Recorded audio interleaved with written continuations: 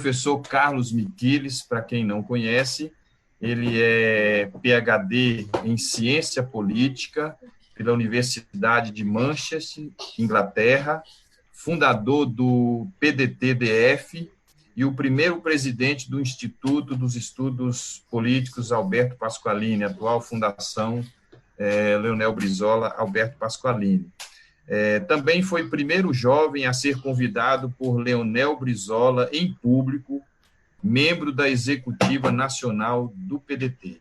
Então, nós temos a honra muito grande de estar recebendo hoje o professor Miquiles, que nos trará aí uma fala, uma palestra sobre este assunto, ética, poder, nacionalismo pós-pandemia. O doutor Manuel Dias faria a apresentação hoje, teve dificuldades de chegar no horário, então nós estamos dando início na nossa quarta trabalhista. Então, com a palavra, o professor Carlos Miquiles. Está me ouvindo, Ades? Sim, ouvindo bem. Tudo bem. Bom, então, primeiramente, boa noite a todos vocês que estão online assistindo essa live, que é uma experiência extraordinária para que todo mundo possa acessar e conversar sobre um tema que nós vamos abordar hoje.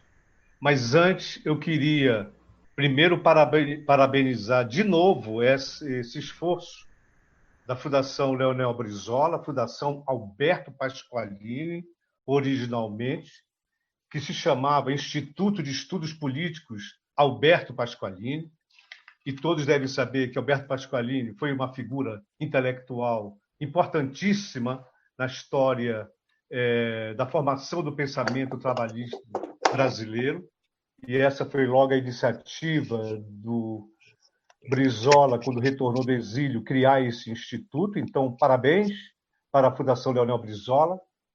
E também eu quero destacar a iniciativa do presidente da Fundação, o Maneca, o Manuel Dias, e toda a equipe de assessores, e destacar o dia, porque nós estamos no mês de maio, e esse mês é um mês em que nós fundamos o PDT, o Partido Democrático Trabalhista, que exatamente há 2 dias atrás, dia 26, 25, completou 40 anos de existência como partido, como instituição. Isso é um fato dignificante e importante para a memória do país. E também devo destacar esse mês de maio, o mês da abolição da escravatura, o fim do tráfico guerreiro. E é exatamente nesse momento da história da formação do Estado brasileiro que Getúlio Vargas, desde 1930, se inspirou na abolição da escravatura. Tem toda uma história do trabalhismo que não começa só em 1930. O trabalhismo tem uma longa história. E, como o Brizola dizia, é o fio da história. É aquele processo que vai se formando e formando a sua memória. Então, nesse mês que nós completamos 40 anos, nós destacamos também os 132 anos da abolição da escravatura no dia 13 de maio de 1888. E nós viemos de longe. Nós viemos dessa seiva, dessa substância que é a luta pela dignificação da qualidade da convivência humana. Não começou apenas em 1930, mas o Estado brasileiro, em 1930, com Getúlio Vargas, define, inclusive, não só a consolidação da abolição da escravatura, da desigualdade entre os seres humanos, mas cria, em 32, o voto da mulher, porque as mulheres sempre foram discriminadas, como vários outros setores, como os índios, negros, etc.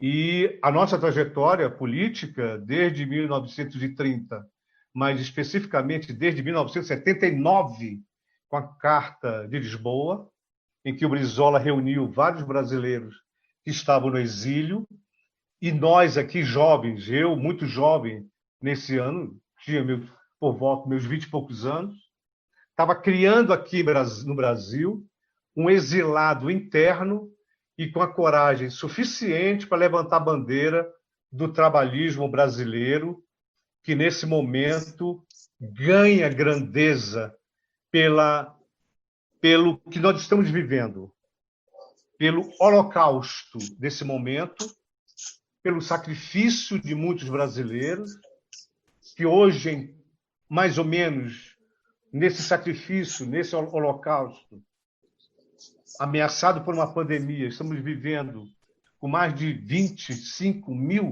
brasileiros e brasileiras que perderam a vida, muito em função da incúria e da irresponsabilidade do governo estaduais, municipais e federal. Então, a minha solidariedade nesse momento de muita dor de muitas famílias brasileiras. Bom, dito isso, quero entrar especificamente no tema. O tema que eu me propus a abordar, que eu espero que tenha algum interesse, porque nós vamos tratar de ética, o poder e o nacionalismo pós-pandemia. O que nós estamos vivendo aqui nesse momento já é uma consequência desse momento histórico de ameaça das instituições. E, nesse momento, eu quero salientar que a vida ela só pode ser compreendida olhando para trás, mas ela só pode ser vivida olhando para o futuro. Então, aqui nós temos dois conceitos importantes, muito relacionada com essa discussão de ética, que é a compreensão da nossa história.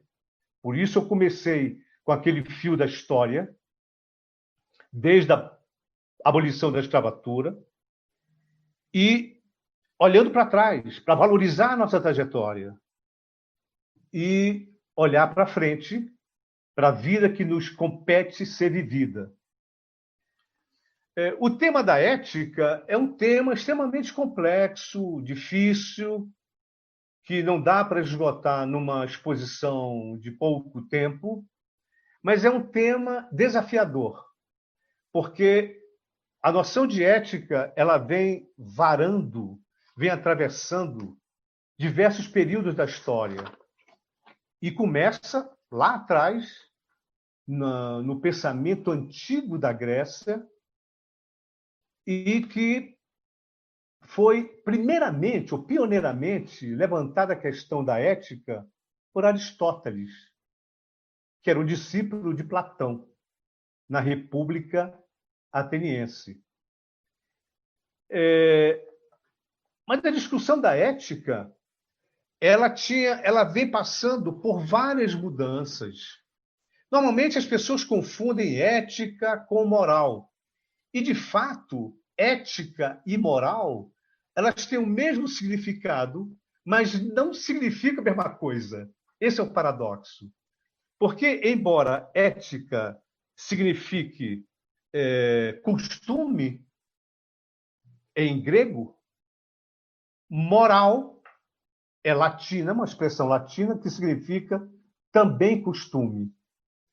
Mas ética é como se fosse uma estrutura, uma moldura, a partir da qual a moral se expressa e se aplica no dia a dia das pessoas.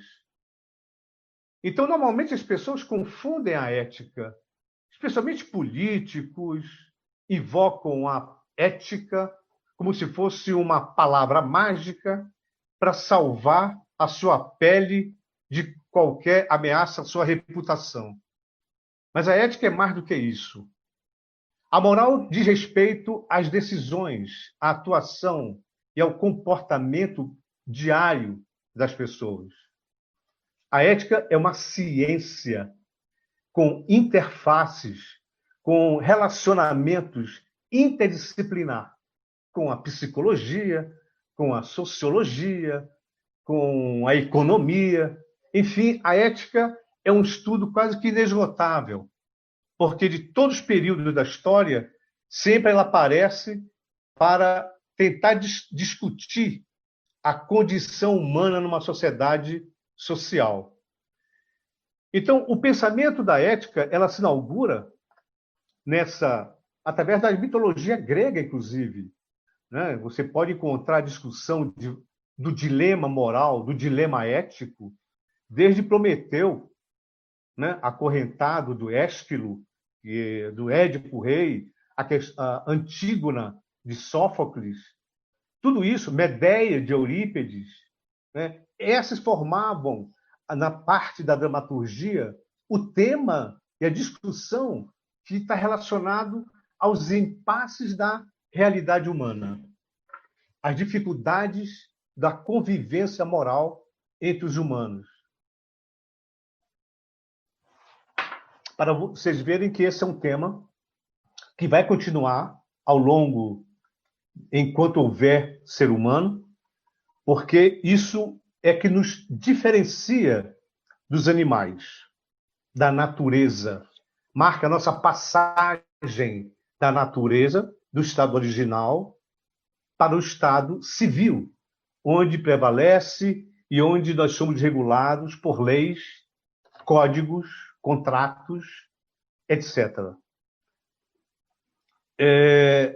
Eu gostaria de começar a continuar essa conversa através de uma pergunta que 100 anos depois de Kant, que é também um autor fundamental do pensamento da ética contemporânea, ou mais diretamente a ética do século XVIII, que escreveu uma obra fundamental, que é Os Fundamentos da Metafísica dos Costumes.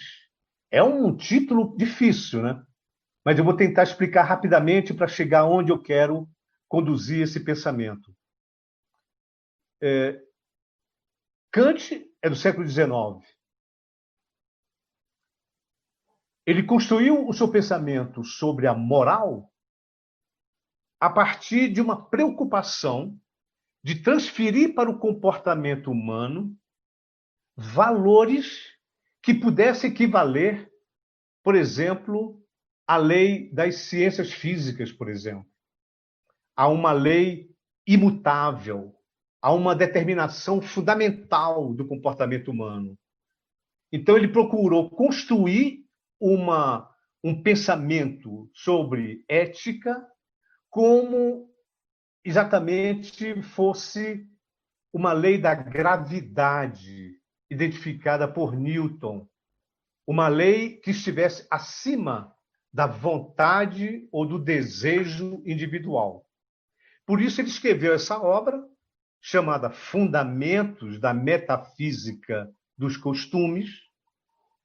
Costumes em alemão também significa Sitte, em alemão é costume, ética em grego é costume, e moral em latim também é costume. Para você ver que esses significados se misturam, mas cada um tem a sua especificidade. E o que queria dizer? O que queria Kant com isso? Kant partia das ideias desenvolvidas por uma grande figura da história moderna, que foi Jean-Jacques Rousseau. Jean-Jacques Rousseau, observem, que inspirou Kant, desenvolveu todo o pensamento da necessidade da educação, que é uma obra chamada Emílio. Kant vai buscar em Rousseau a sua fundamentação antropológica. Como é que o homem vai se comportar? E o Rousseau, vocês sabem, quem não sabe, quem não leu, vale a pena eu citar esse livro do Rousseau, que é Os Fundamentos da Desigualdade entre os Homens, da origem da desigualdade entre os homens, onde ele coloca a educação como uma premissa fundamental da formação intelectual e da formação da criança para o adulto.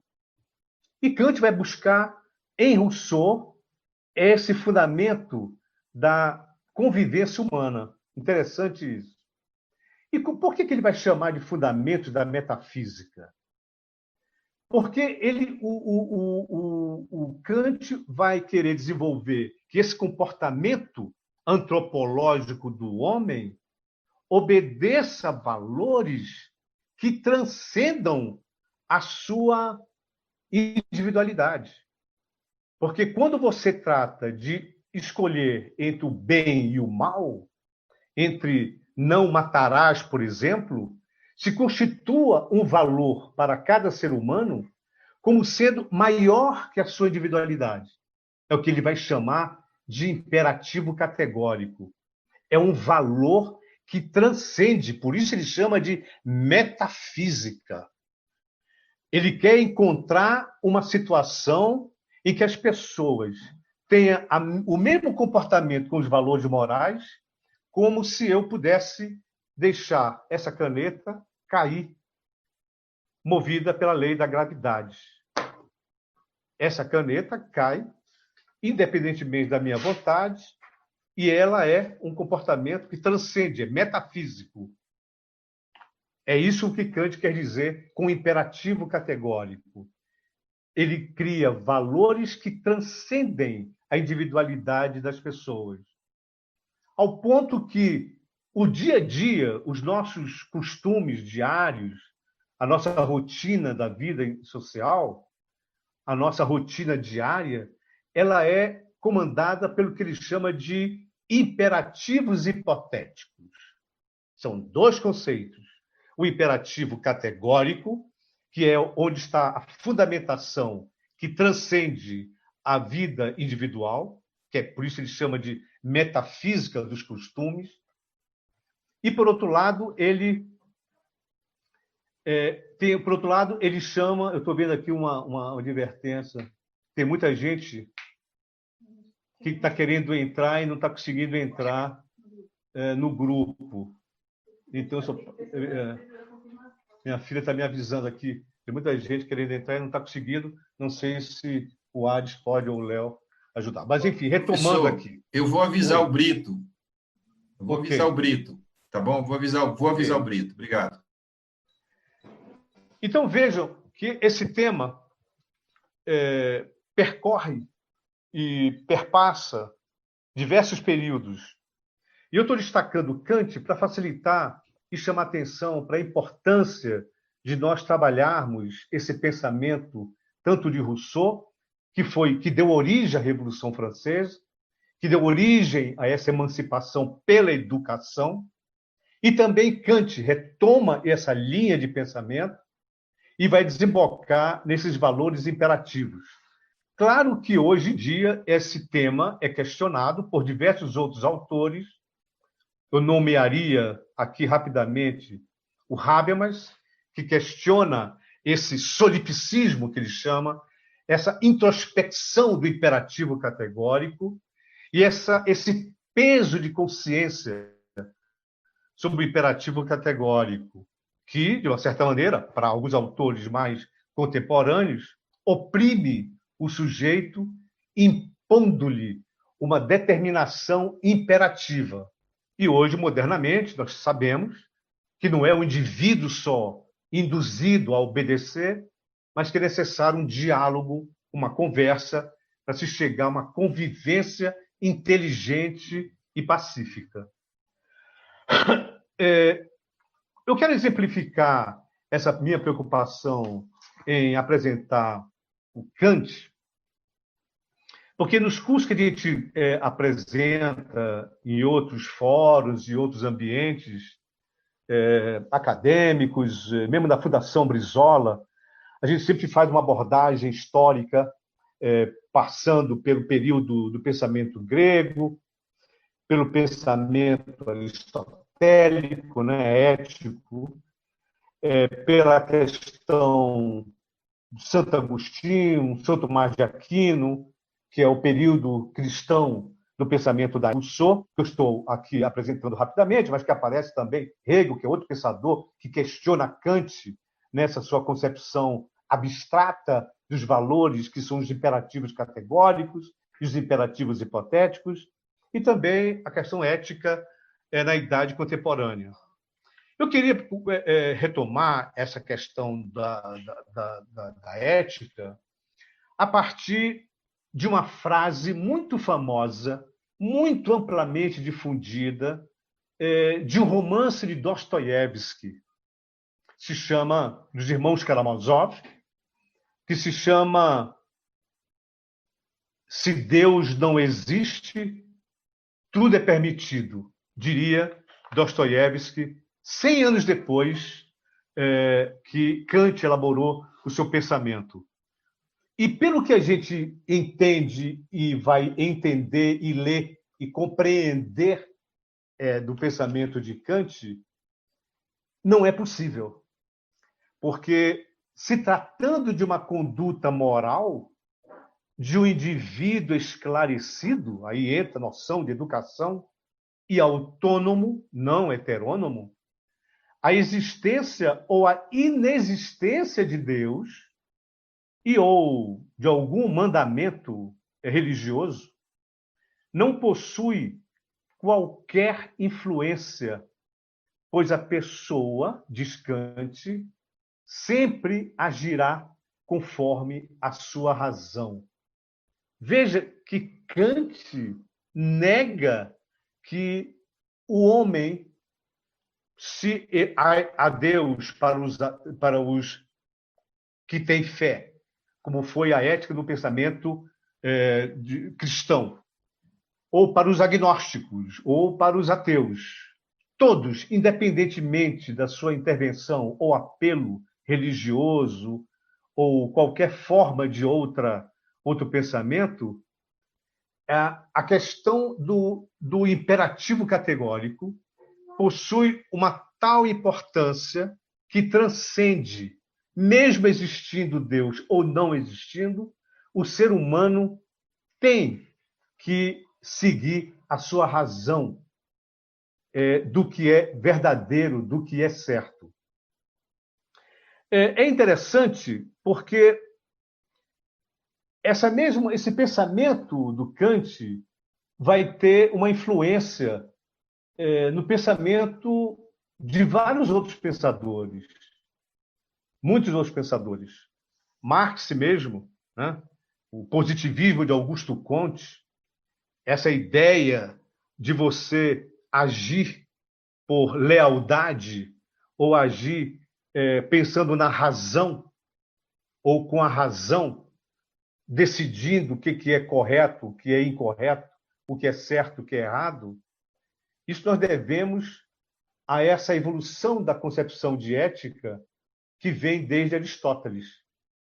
Porque Aristóteles tinha uma compreensão de ética muito diferente do que nós temos hoje. Aristóteles achava que a ética, que é a sua obra fundamental, Ética Nicômaco, que era o seu filho, dizia que a ética se realizava através da felicidade. E a felicidade, para os gregos, significava eudaimonia. Eudaimonia significando a realização pessoal, a realização da felicidade, do talento. Lembrem-se que no período que Aristóteles elaborou a sua noção de ética, que vai ter desdobramentos até a Idade Moderna, até os pensadores como Foucault, enfim, todos os autores modernos, como Habermas, etc., começa com Aristóteles. E que a noção de ética era sinônimo de felicidade. E que não tinha nada a ver com trabalho. O trabalho para os gregos, que tem um significado de... Tem uma outra expressão. O trabalho para os gregos significava uma máquina de triturar. Não era uma atividade reconhecida, porque os trabalhadores não tinham a capacidade de desenvolver seus talentos virtuosos. Claro que tem que contextualizar, tem que entender o pensamento aristotélico da ética no seu contexto, nas suas relações econômicas, nas suas relações daquele momento da sua história, mas não considerava nem os trabalhadores e nem as mulheres. Só pertenciam à possibilidade da ética, como sinônimo de felicidade, à aristocracia, os intelectuais. A cultura grega tinha uma particularidade que nós só vamos entender o que pensava Aristóteles reconhecendo e estudando a particularidade daquela sociedade. E esse movimento da ética vai sofrer mudanças, né? Como nós antecipamos aqui, já com Kant, na Idade Moderna. Eu estou voltando um pouquinho, para a gente desembocar no Kant de novo, que é a Idade cristã. Porque com Jesus Cristo, o grande profeta, o grande representante na terra de Deus, ele começa a conceber a virtude não só apenas como realização pessoal, como felicidade individual. Foi o cristianismo que, através de Jesus, de Nazaré, aquele militante da boa-fé, aquele representante de Deus na terra, que viveu para nos salvar, que construiu a ética como sinônimo de fraternidade, de igualdade e de solidariedade, que vai influenciar muito, né? A liberdade, liberté, fraternité e igualité, vai exercer um papel muito importante na conformação da Revolução Francesa. Veja que toda essa construção estão relacionadas e não se excluem, porque é a partir desse pensamento cristão que São Tomás de Aquino e Santo Agostinho vão buscar em Aristóteles e em Platão, respectivamente, inspirações e ideias de ética para que o pensamento cristão se realizasse. Só que, para o cristão, para não os agnósticos, mas os cristãos que acreditam em Deus, essa questão dos Dostoiévski, que nós abordamos rapidamente, o significado de ética tem a ver com a solidariedade. A realização, a virtude, não está mais centrada no indivíduo, mas ela está realizada na figura de Deus. Deus é o centro da ética e do comportamento humano. É a ética cristã. Com o Kant, ele inaugura esse pensamento da ética que nós estamos abordando aqui e respondendo a esse desenvolvimento que vem desde Aristóteles. O que é a razão para Kant? Depois que ele aborda toda essa evolução do pensamento de ética, desde o pensamento aristotélico, né, que estou falando rapidamente, o pensamento cristão, vai desembocar na razão, na revolução moderna, no iluminismo, na capacidade do ser humano desenvolver a sua racionalidade para resolver as questões não mais apenas através do divino, não mais apenas um pensamento teológico, mas um pensamento onde a razão é utilizada. Por isso que, para o pensamento moderno sobre ética, é a capacidade que nós podemos ter de nos servir do próprio entendimento e do próprio esclarecimento, sem a proteção ou sem a tutela de outra pessoa. Isso é muito importante. Prestem muita atenção nisso. Eu comecei essa exposição dizendo que a vida só pode ser compreendida olhando para trás. e só pode ser vivida olhando para frente. E Kant, a partir de Rousseau e de todo esse pensamento complexo que vai se formando em torno da discussão de ética, vai desembocar na questão do entendimento. O entendimento através da razão. A razão como uma ferramenta educacional. Por isso, a grande ética desenvolvida por Kant é a passagem da minoridade, que ele chama, do infantilismo, para a maioridade. É quando você tem a capacidade racional de fazer uso do seu próprio entendimento. Eu, normalmente, quando abordo esse tema, essa capacidade de nós desenvolvermos do entendimento, da compreensão, de valorizar a nossa história, de recuperar a trajetória percorrida pelas gerações que já morreram, que transmitem para as gerações que estão vivas hoje, e a nossa responsabilidade de legar um entendimento para as gerações que virão, para os que vão nascer e que serão jogados nesse mundo diante dessa complexidade de valores que nós vivemos, é que eu sempre valorizo o que o Brizola falava em Vida, que a vida só tem sentido quando você busca um sentido para a sua vida. Nesse período, que quando a gente estuda ética, eu sempre abordo a ética como uma moldura a partir da qual a gente escolhe e faz opções. E você pode observar que, tanto nesse pensamento clássico que eu estou abordando, sempre aparece a noção da história. A história, a política, a antropologia, são disciplinas fundamentais para formar a personalidade, a educação das pessoas. E nesse momento que nós estamos vivendo, onde há uma perversa negação ou negatividade da capacidade racional de entendimento, da coragem de pensar, que Kant chamava de sapere aude, a ousadia de pensar, de raciocinar, de conversar, nós vivemos um período muito dramático do poder.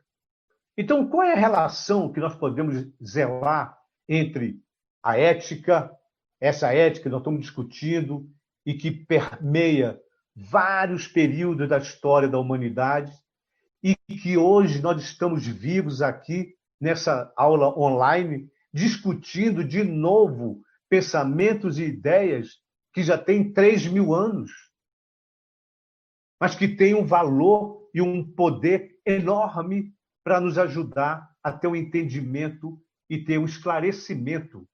Aliás, esclarecimento foi o nome dado pelo movimento revolucionário do pensamento racional, a partir de Galileu, a partir de Newton, e que teve a sua expressão máxima com Rousseau e Voltaire. Embora os dois não se dessem muito bem, mas foram dois pensadores poderosos que deixaram obras fundamentais e que vai influenciar muitos pensadores modernos e políticos. Nesse sentido é que eu ouso, aude, sapere aude, né, que é essa expressão kantiana, que eu ouso dizer que a formação do pensamento trabalhista tem muito a ver com essa formação do pensamento, do esclarecimento, da valorização do passado para entender o presente através da educação. É lamentável que a gente viva nesse momento da história do Brasil, e que nós estamos tendo a supervalorização da ignorância em detrimento da educação. Não se discute o esclarecimento, não se discute a educação, nós estamos discutindo ou assistindo o elogio de uma insanidade que é a negação da educação. Esse é o momento que nós estamos vivendo, e é um momento que tem um desdobramento a partir do século XX. Nós estamos no século XXI discutindo ainda como equacionar a questão da qualidade da convivência humana, discutindo a ética. Tem salvação para a humanidade? Tem salvação para a noção de nacionalidade, a valorização da nacionalidade? Que tipo de poder nós queremos construir nas relações humanas, nas relações interpessoais do dia a dia, sem discutir ou sem compreender esses valores? E quando eu falo em valor, eu quero dizer que há uma disciplina especificamente para discutir valores. Se chama deontologia. E não são valores apenas, hoje em dia, só se fala em valores monetários, só se fala em valores do consumo, valores do individualismo, da exacerbação do egocentrismo. Mas a deontologia se refere a um valor normativo da conduta humana. E é essa minha preocupação quando eu tenho essa ênfase, eu coloco ênfase na questão da educação. Nós não temos outra alternativa enquanto seres humanos, enquanto pessoas e criaturas humanas. E se nós formos estudar todos esses pensadores que eu venho citando aqui, de propósito, para a gente chamar atenção que nós precisamos retomar a educação, a ilustração, o conhecimento e a capacidade intelectual no momento em que o século XX e o século XXI vem utilizando para destruir a racionalidade da capacidade racional do entendimento. E no Brasil, desde jovem, eu venho lutando e defendendo essa bandeira da educação. Por isso, esse perfilamento às ideias do trabalhismo, que nasce lá atrás, desde o período imperial, quando nós proclamamos a José Bonifácio, José do Patrocínio, que lutaram pela emancipação e a dignificação da qualidade humana, abolindo a escravatura, por exemplo. Aí começa o trabalhismo e desemboca nos anos 40, 30, 50, 60, nas figuras que nós e a Fundação Brizola representa, que é Alberto Pasqualini, que tem uma herança intelectual muito forte no positivismo de Augusto Comte, que foi um dos fundadores da sociologia, que difundem e divulgam uma versão muito vulgar do pensamento do positivismo, mas que teve um papel importante na fundação da filosofia, do aperfeiçoamento da convivência humana, e que influenciou muito Júlio de Castilho, que foi um personagem importante na formação do pensamento do Brizola, por exemplo. Dando sequência a isso, eu quero dizer que nós vivemos uma realidade atual em que a ética nunca foi tão necessária, tão importante e tão ignorada ao mesmo tempo. Nós perdemos da noção de que a educação é que tem a capacidade de desbarbarizar a vida cotidiana que nós estamos testemunhando. Para onde você olha hoje, essas ideias, esses valores do entendimento, da compreensão, é completamente mutilada e subjugada a essa brutalização. E nós vamos parar onde? Por isso eu acho importante esse debate. Nós temos que desbarbarizar a sociedade, ainda que seja uma utopia, mas uma utopia que nos puxa, nos motiva e nos faz levantar todos os dias, acreditando que é possível terminar com a barbárie, com a vulgarização da violência. Eu lembro, por exemplo, que nos anos 80, eu tinha meus 20 e poucos anos, Brizola voltando do exílio, e eu fui coordenar o projeto nacional de desenvolvimento do governo Brizola.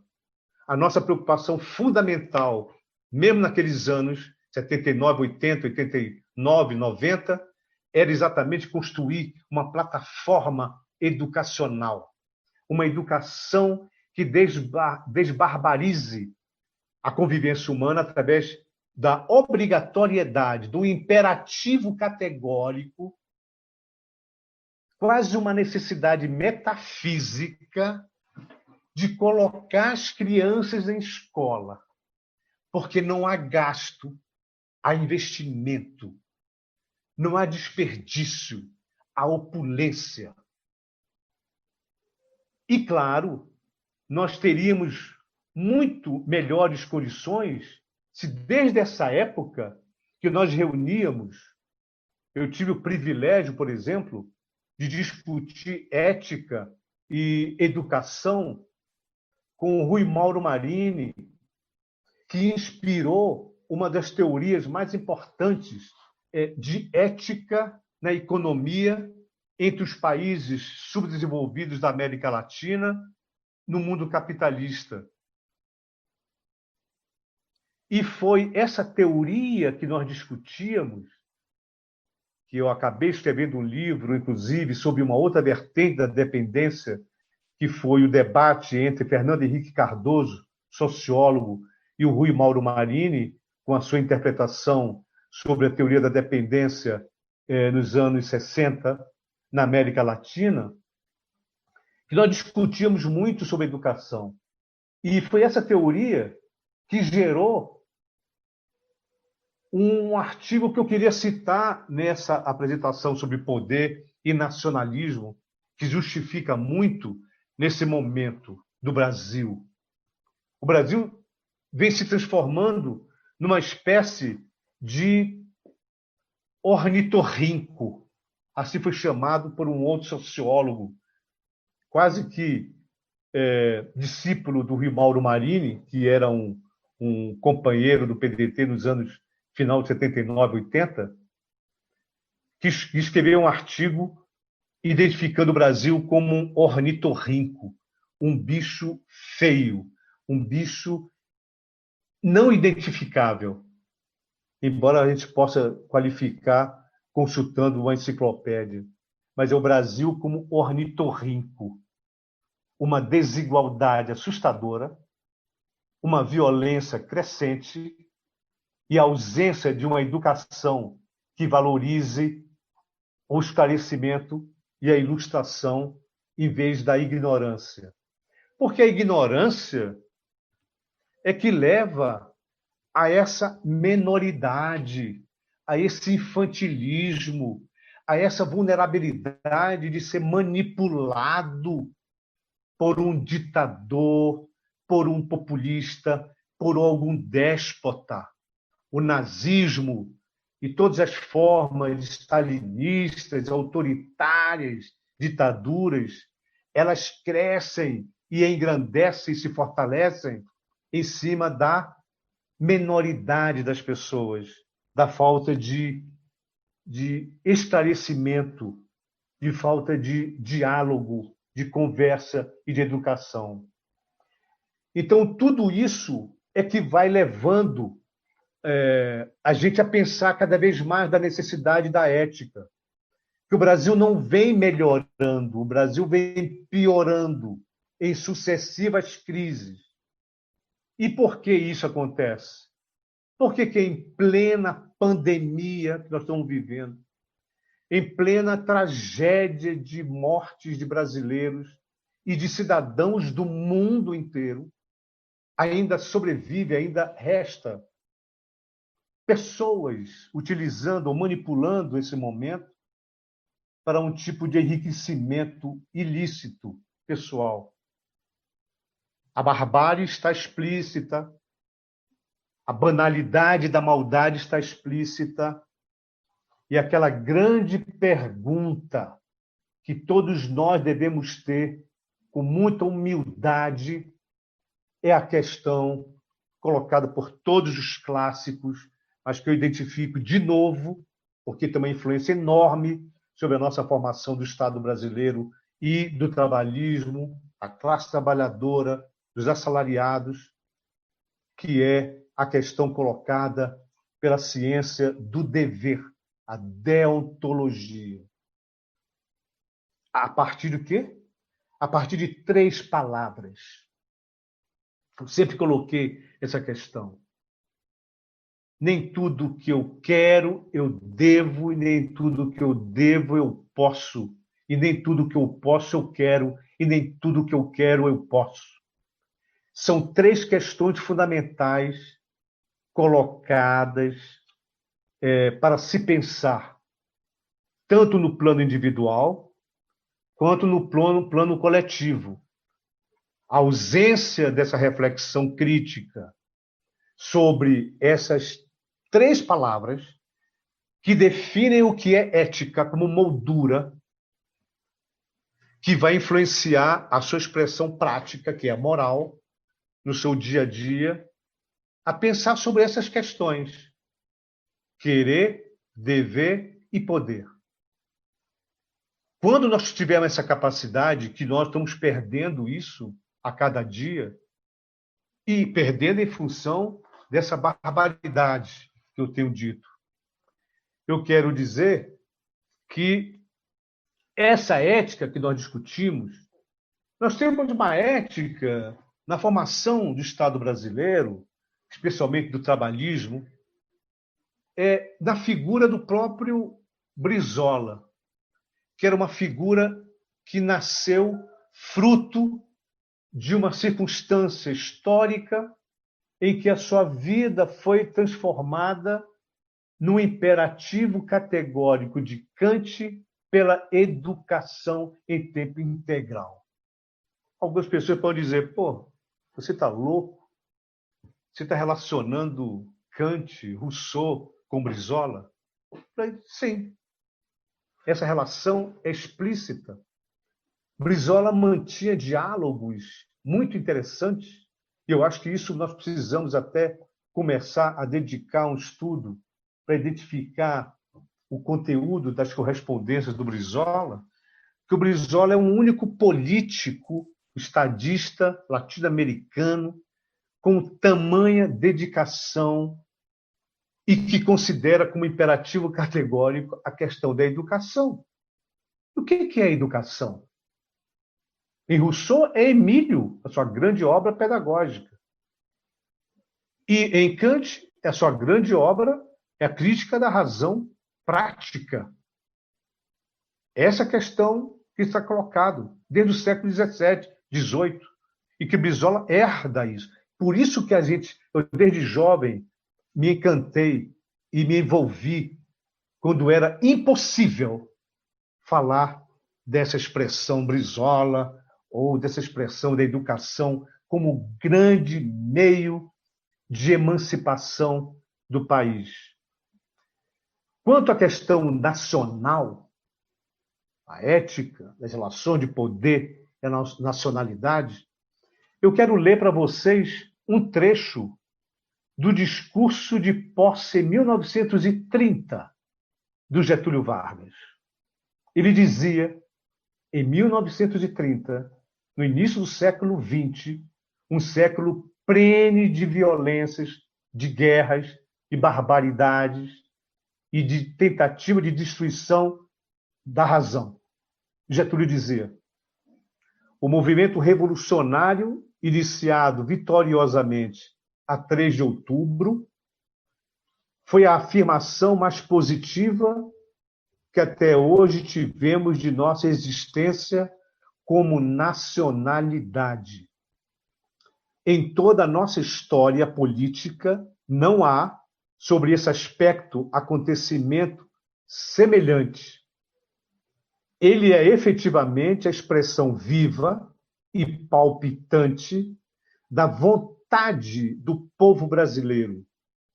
Afinal, senhor de seus destinos e supremo árbitro de suas finalidades coletivas. Isso é um parágrafo do discurso que eu invoco aqui para ilustrar essa preocupação com a nacionalidade, com a questão da soberania, porque um país, ou as pessoas no seu cotidiano, ou as pessoas como coletivo, elas não serão capazes de desenvolver essa transição da menoridade, da menoridade, do seu infantilismo para a maturidade, se não tiver essa interação, diálogo na educação primária fundamental. Não há solução. Essa é uma questão colocada.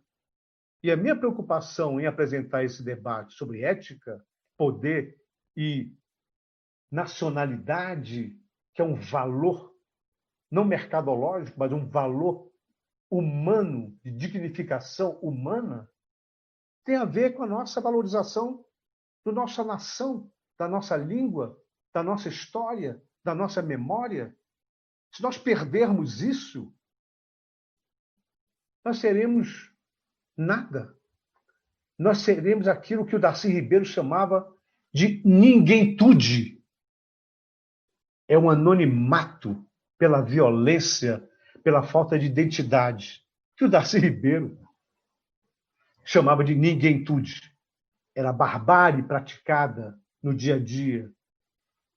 Era uma estrutura educacional, como nós estamos vendo hoje, infelizmente, lamentavelmente, como se fosse uma máquina administrativa montada para produzir ignorância, como se as pessoas que fossem para a escola fossem apenas um carvão que pode ser queimado e jogado fora.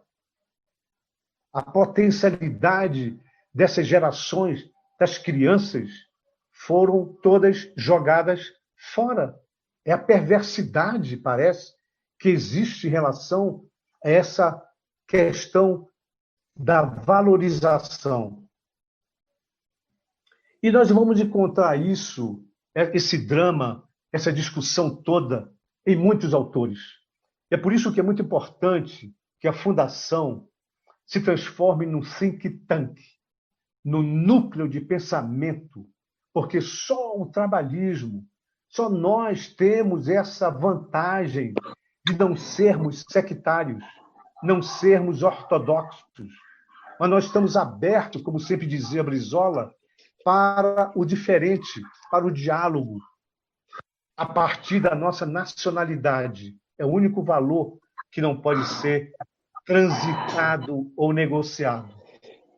E, coincidentemente, eu estou vendo aqui que o projeto nacional, nós somos o único partido que aborda esse tema da nacionalidade. Agora, é preciso também que a gente discuta a questão ética. A questão ética é um valor fundamental. Não é qualquer bobagem, não é qualquer papo furado, que isso não é importante. O importante é a economia. Vejam que toda a teoria que vai desembocar na teoria da história, do materialismo histórico, ele tem um imperativo categórico também kantiano. Marx, quando escreveu a sua obra monumental, ele não viveu para escrever a sua obra sobre ética. E que todos os discípulos do Marx, que foi um grande pensador, que deve ser lido, relido, criticado, combatido, louvado, enfim, a celeuma faz parte da teoria crítica, mas não pode ser ignorado. Nós temos que evitar essa postura atual que eu tenho assistido, do elogio da ignorância, de dizer que fulano é isso, é vagabundo, não presta. Você tem que ler, tem que estudar. Dostoiévski dizia isso. A nossa salvação está no livro. Nós temos que lutar por isso. Nosso projeto prioritário é o projeto trabalhista ético e nacional. Só isso. Mas isso é uma utopia? Sim, é uma utopia.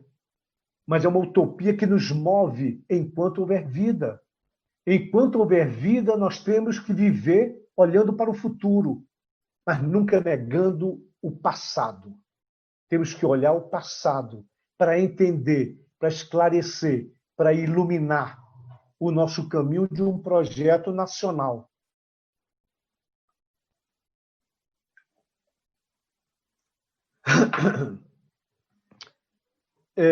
Eu quero, então, ir encaminhando para a conclusão dessa exposição. Não sei se meu tempo está esgotando, ainda tem muito tempo. Eu espero ter... Não sei se eu tenho tempo ainda. Eu Professor, pergunto. tem um tempo para concluir, sim. Nós Bem, estamos passando um pouco, nós estamos passando um pouquinho do tempo, mas tá tranquilo. Pode continuar, por gentileza. bom, então eu quero então concluir ou me encaminhar para a conclusão, dizendo que nós temos essa grande utopia, construir e debater criticamente as noções de ética junto à nacionalidade e à soberania do nosso Estado brasileiro. Não podemos incorrer nem de longe no precipício do enfraquecimento das instituições, sobretudo do Estado. O Estado é que preserva a soberania de uma língua, de um povo, de um território. Eu morei muitos anos na Inglaterra e eu pude conviver com essa prioritária valorização da administração pública, da gestão pública pelo Estado. Temos que valorizar isso, mas com ética. E por isso nós temos que difundir essa consciência. E eu sei que nós não fazemos a história como a gente quer, como dizia um grande pensador. Nós não fazemos e não realizamos as nossas utopias, essa que eu acabei de expor, como a gente quer. Nós dependemos de situações, dependemos de correlação de forças, dependemos de circunstâncias que escapam ao nosso controle. Nós não somos soberanos do controle das variáveis históricas. Nós podemos ter esclarecimento e construir nossos projetos, mas sabendo que não temos controle absoluto, total das circunstâncias. Mas a hora é que não basta só interpretar. Nós temos que transformar. E podemos começar a transformar essa realidade nas nossas relações pessoais, assumindo valores da humildade, da dignidade, da autocrítica e da capacidade de usar a razão, da razoabilidade da razão no nosso dia a dia, nas nossas relações políticas, partidárias e também social. Não é apenas o indivíduo isolado, com seu valor imperativo, mas é o indivíduo dialogando, apresentando, expondo, argumentando, mas com o outro. É o outro também que passa a ter valor, que dignifica o convívio. A inteligência humana, ela existe para nós aperfeiçoarmos a nossa convivência humana. Se não servir para isso, vai apenas servir para a estupidez, a imbecilidade e a ignorância que nós temos que lutar contra enquanto houver vida e gás, oxigênio para respirar. Temos que respirar as nossas utopias com autocríticas, críticas e debates. Assim eu concluo e estou aberto se houver alguma pergunta, mas se não houver pergunta, eu acho que essa é o núcleo do pensamento, do nosso pensamento sobre ética, poder e nacionalismo, que eu espero que prospere no período pós-pandemia desse vírus horrível. Obrigado. Boa noite, obrigado, parabéns, professor Carlos Miquiles. É um prazer poder parar um pouco para ouvi-lo, né? Não cansa suas palavras e só nos motiva, nos leva à reflexão, né? Ética e solidariedade, duas coisas me chamam a atenção, né? E nós estamos vivendo um momento muito difícil no nosso país, em que falta ética e solidariedade do governo, deste governo, para com a população e para com a sociedade. Então, eu quero agradecer, mas antes de dar a oportunidade para alguém, que nós já estamos no final, só fazer uma justificativa pela ausência do companheiro, que também seria o debatedor, Everton Gomes, porque ele teve dificuldades com a internet. Então, eu quero agradecer o professor e a todos que nos prestigiam com a sua presença e aqueles também que estão nos assistindo pelo Facebook e pelo YouTube. Então, nós já estamos chegando no final. Se alguém tiver alguma pergunta, tem oportunidade.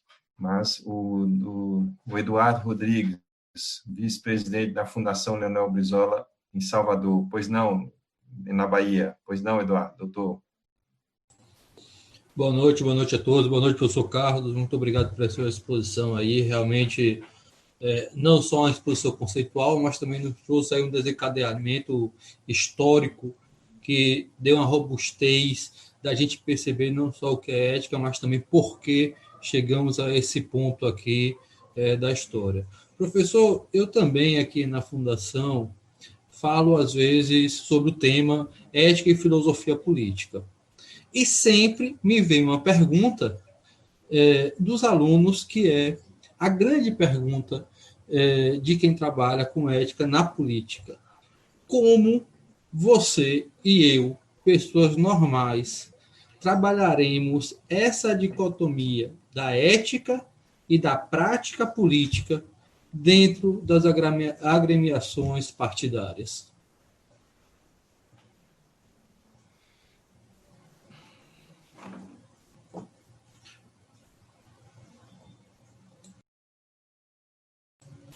Está desligado o seu som, professor. Seu microfone. Voltou? Okay, agora. Não, fechou de novo. Abriu e fechou de novo. Dá outro clique aí. Ok. Ok? Eu acho muito boa essa pergunta, porque você toca numa questão desafiadora para todos nós, que é a capacidade que nós vamos ter de lidar com valores democráticos no nosso dia a dia, seja partidário, na escola, no sindicato, na vida, na rua. Esse é o grande desafio, é o grande utopia. Porque nós temos uma tradição complicada. Um dia desse eu publiquei um artigo sobre Raízes do Brasil, do Sérgio Buarque de Holanda. E nesse livro é interessante porque mostra que nós desenvolvemos um certo hábito do apadrinhamento, do compadrio, da informalidade.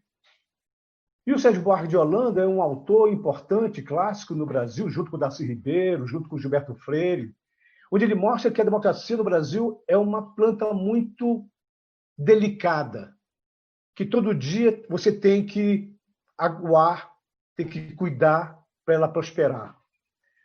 Dentro de um partido, dentro de uma organização complexa, a dificuldade que tem é de nós estarmos permanentemente atentos e vigilantes para esse diálogo, porque lá está o poder. E o poder ameaça a democracia. O poder é um fator complicador. Eu publiquei agora um livro, ano passado, discutindo essa miséria da política.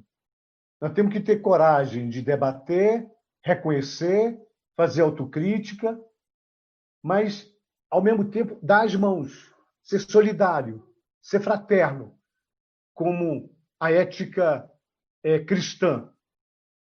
Mas, ao mesmo tempo, você tem que lidar com o poder. que é algo profano, dessacralizado e violento. Nós estamos assistindo isso hoje. Como é que nós vamos enfrentar esse debate? Enfrentando desse modo, que é a única salvação.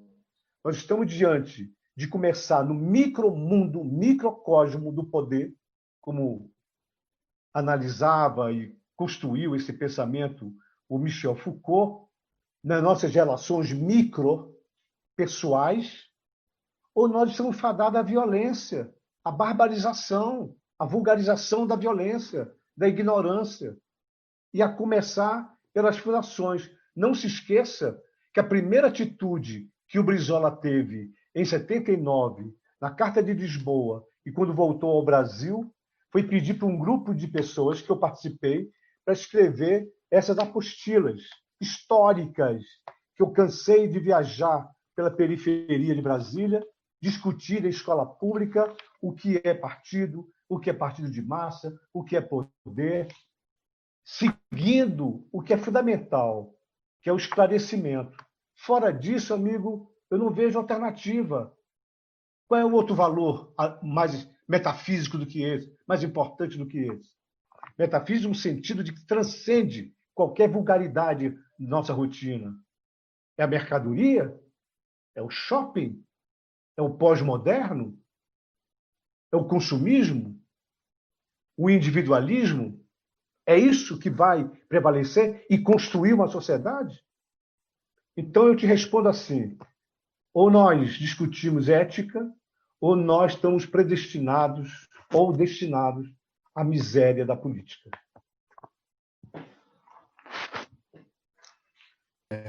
Muito bom, professor. Eu ficaria a noite toda debatendo, ouvindo.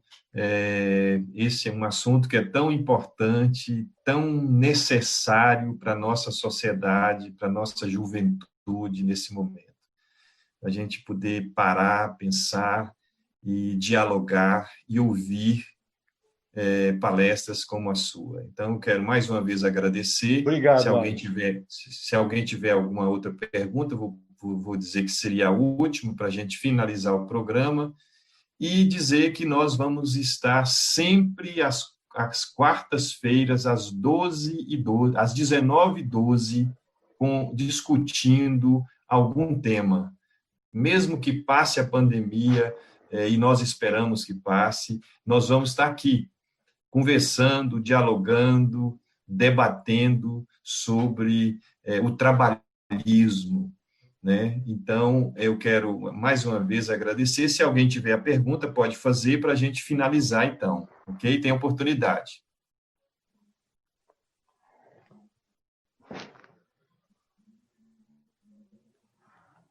A doutora Marli quer fazer alguma pergunta? Pode sinalizar com a mão. Eu estou vendo uma coisa muito interessante. Eu não tive ainda, desculpa, Ades, desculpa. Não, Alô? tem liberdade. Pode Não, eu estou pode vendo, falar. eu não tive ainda o privilégio de ter acesso ao livro do Ciro, mas eu estou vendo o título, Projeto Nacional, O Dever da Esperança. Acho muito importante esse título do dever. Veja que a expressão dever está intrinsecamente ligado à questão ética, quando Kant se pergunta se tudo que eu posso eu devo e tudo que eu devo eu quero. Porque o dever é um compromisso com o que é possível. Então, nós temos que chamar atenção sempre para essa expressão do dever. Do dever. O dever como fonte da ação e do comportamento humano. É só isso que me chamou a atenção a capa do livro do Ciro Gomes. Ok. Podemos até voltar com um assunto, um debate, uma conversa sobre o projeto nacional, o livro do nosso candidato, companheiro, pré-candidato Ciro Gomes. Então, mais uma vez, eu quero agradecer isso, mais uma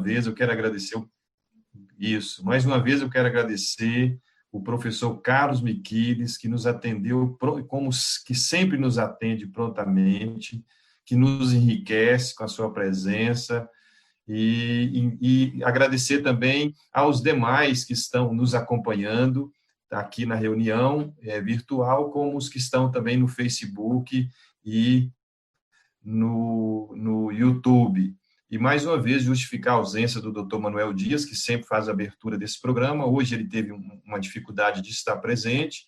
Quero agradecer também aos companheiros, o companheiro Peniel Pacheco, a Pâmela, a Xana, que faz parte que organiza esse evento. Quero agradecer também o Bruno Ribeiro, que está jornalista, assessor de imprensa da nossa fundação também, que está nos auxiliando, nos ajudando.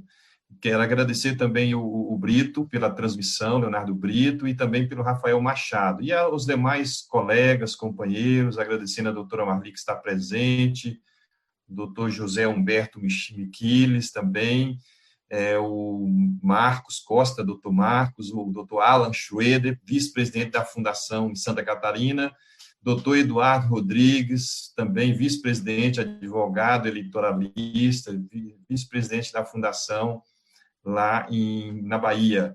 Então, a Hannah Miquiles também está presente, quero agradecer a presença, e a todos que nos assistem. Muito obrigado, uma boa noite, e até a próxima quarta, às 19h12, se Deus quiser. Muito obrigado. Boa noite a todos.